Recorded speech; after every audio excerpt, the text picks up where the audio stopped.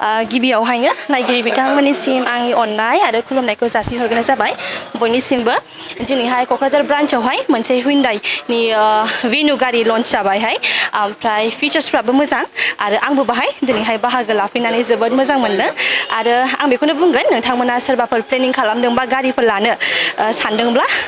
नैबे जोंनि क'क्राझार ब्रान्चआवहाय फैनानै नैबे भेनु गारिखौ नायफैनो हागोन आरो भिजिट खालामफैनो हागोन आरोना जोबोद मोजां मोनदों आरो ब्लेकआथ' साबसिन नुबावोसो बांसिनहाय मोजां मोनदों आरो सिंनि फिचार्सफोरखौबो गाज्रि मोनद्रायाखै मोजाङानो गासिबो बेनोसै आरोना गोजोन्थों दिनै जोंना एक्सुवेलि थार्ड टाइम भेनु लन्च जादों बे 3 नाम्बार भेनु आरो बे जोंना फेसलिफ्ट दिनै जोंना बे क'क्राझारावहाय लन्चिं जादों गारियाथ' एक्सुवेलि टटेलि बहुत चेन्ज जादों जोंना बेयाव बुंनो थाङोबा मथा मथि 30-40% बहुत फिचार्सआ आपडेट जानानै फैदों सिगांनिफ्राय आरो बहुत आपडेट जानानै फैदों दा ओरैनो क'क्राझार बेखौ भबानिपुर होनो जोंना नियार बे Nrl पेट्रल पाम्प तितागुरि आरो बेयाव ओरैनो एक्सुवेलि जोंनिखौ बारा मिन्थियामोन दा एसे मिन्थिहांबाय जों माखासे आगोल ससियेल मिडियाफ्राव बांद्राय आपडेट गैयामोन नालाय दा जोंबो पार्सनेलि ससियेल मिडिया आपडेट खालामबाय जों इउटुबार लेंहरो मिडियानि मानसि लेंहरो जास्ट सोरबा सेलिब्रिटिफोर लेंहरो दा बेजों माखासे बहुत मानसिफ्रा मिथिगासिनो आरो लासै लासै आपडेट जालांगासिनो जेनेबा श'रुमाबो ओरैनो बुंनो थाङोबाथ' टटेलि सेमानो जेरै बङाइगाव सेमानो प्राइस जोंनावबो बेयानो बङाइगाव जेसेबां फेसिलिटि मोनगोन जोंनावबो बेनो आरो जोंनो सार्भिसिं गासिबो जोंनाव बेहायनो जाजोबो जा मा गारि नांगौ हिन्दाइनि गासिबो मोनजोबगोन आरो बेहायनो बुकिं खालामबानो जाजोबो गासिबो लागिरिफोरखौथ' जोंना बे बुस्थुआ बहुत इनस्टेन्ट जादों माने फैनाया जों माखासे फिचार्सखौबो जोंबो मिन्थिजोबा दा रिसेन्टलि बुस्थुआ गोदान होनना बुंबाय थादों जोंबो जोंनि माबायाव बांद्राय जों ट्रेनिंबो मोनाखै एक्सुवेलि दा जों बुस्थुखौ मा दं मा गैया मोजाङै मिथियाखैमोन दा गारि फैनानै जों माखासे बुस्थुखौ मिन्थिजोब्बाय आरो दा बिदि दं सिगां जोंना मेन प्रब्लेमा जोंना भेनुनि कास्टमारफ्रा 360 डिग्री केमेराखौ लुगैयोमोन फाइनालि दा जोंना 360 डिग्री केमेराया फैबाय आरो एबार दा टप मडेलावहाय जों मोनगोन जोंनाव दा फार्स्टनिफ्राय लायोबा जोंना टप मडेल होनोबा X10 ओमफ्राय बिनि सेकेन्ड टपा जाहैबाय X8 ओमफ्राय बिनि थार्ड टपा जाहैबाय X6 ओमफ्राय X5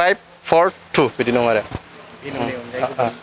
भेनुनि अनगायै जोंना गासिबो हिन्दाइनि गारिखौनो मोनजोबो बेहाय बेनि अनगायै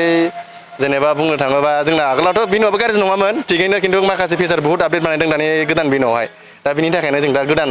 फेसलिफ्ट बानायदों आरो बे भेनुखौ लागिरिफोरखौथ' जोङो सोंफै जोंनियाव भिजिट खालामनो हागोन खेबसे सोंनायनो हागोन माबायदि गारिखौ फिजिकेलि टेस्ट ड्राइभ खालामनो हागोन আজি আমি মানে কি বহুদিন ধৰি হুণ্ডাই নতুন গাড়ী এখন আমি অপেক্ষাত আছিলোঁ যে নতুন গাড়ী এখন আহিব বুলি চ' ফাইনেলি আজি আমাৰ তাত মানে হুণ্ডাই ভেনুখন আহি গ'ল আৰু এইখন ভেনুখন টোটেলি এটা নতুন প্লেটফৰ্মত আহিছে আগৰ যিখন ভেনু আছিলে সেইখনো বহুত মাৰ্কেটত চলিছে ন ডাউট কিন্তু এইখনতকৈ এইবাৰ এইখনত অলপ আপগ্ৰেড ফিচাৰ্ছ আছে ঠিক আছে আৰু গাড়ীখন ইণ্টেৰিয়ৰ আৰু এক্সটেৰিয়ৰ বাহিৰৰ পৰা ভিতৰৰ ফালৰ পৰা গাড়ীখন বহুত ইউনিক বনাইছে দেখাত লুকছ বহুত প্ৰিমিয়াম এটা লুকছ দিছে আৰু আশা ৰাখিছোঁ মাৰ্কেটত ভালকৈ চলিব বুলি এটা আশা ৰাখিছোঁ আৰু কোনোবা যদি ধৰি লওক আমাৰ সদাশয় ৰাইজে যদি গাড়ীখন নতুন গাড়ী কিবা যদি প্লেনিং কৰি আছে তো তেওঁলোকক আমি ধন্যবাদ মানে অনুৰোধ কৰিছোঁ তেওঁলোকে যাতে আমাৰ কোকৰাঝাৰ হুণ্ডাই ব্ৰাঞ্চত আহি কিনে গাড়ীখন চাই আৰু টেষ্ট ড্ৰাইভ লয় আমি তেওঁলোকে যি ল'বই লাগিব এনেকুৱা একো নাই তেওঁলোকে জাষ্ট খালি আহি কিনে আমাৰ ইয়াতে টেষ্ট ড্ৰাইভটো লোৱাৰ কাৰণে অনুৰোধ জনাইছোঁ আৰু মোৰ নামটো প্ৰশান্ত তালুকদাৰ হয় এজ এ ব্ৰাঞ্চ ইনচাৰ্জ মোৰ মোবাইল নম্বৰটো হৈছে 8486435617 আৰু এটা আছে 6002196832 তো গতিকে আপোনালোকে এইটো নম্বৰত যোগাযোগ কৰিলেও পাব বা আপোনালোকে যদি ইয়াতে শ্ব'ৰুমত আহে তথাপিতো আমাৰ ইয়াতে গাড়ীখন এভেইলেবল পাব টেষ্ট ড্ৰাইভৰ ব্যৱস্থা আছে আৰু ফাইনেন্সৰৰ সুব্যৱস্থা আছে আপোনালোকে টেনশ্যন ল'ব নালাগে খালি আপোনালোকে আহিব গাড়ী বুক কৰিব আৰু আমি এনেকুৱা ফেচিলিটি আছে আমি মানে ঘৰত গৈ আপোনালোকক ধুনীয়াকৈ এটা ডেলিভাৰী কৰি দিয়াৰ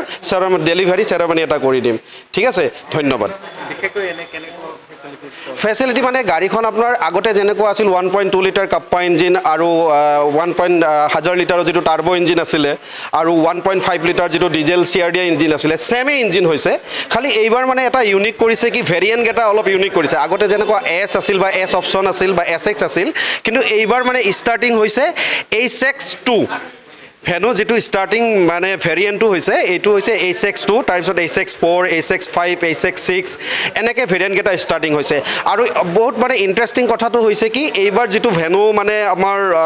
ষ্টাৰ্টিং প্ৰাইচটো 7,89,900ৰ পৰা ষ্টাৰ্টিং প্ৰাইচ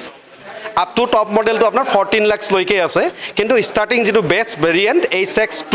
সেইটো আপোনাৰ দাম হৈছে 7,89,900 কাষ্টমাৰক মানে কোনোবাই যদি ভাবি আছে ন ডাউট তেওঁলোকে আজিকালি ধৰি লওক তেওঁলোকৰ হাতত বহুত অপশ্যন আছে বা মানে মাৰুতি আছে বা টাটা আছে বা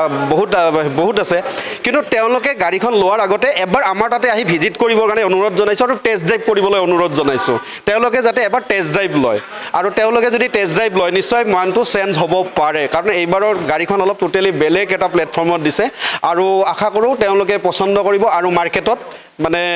চলিব বুলি আশা ৰাখিছোঁ ওকে ধন্যবাদ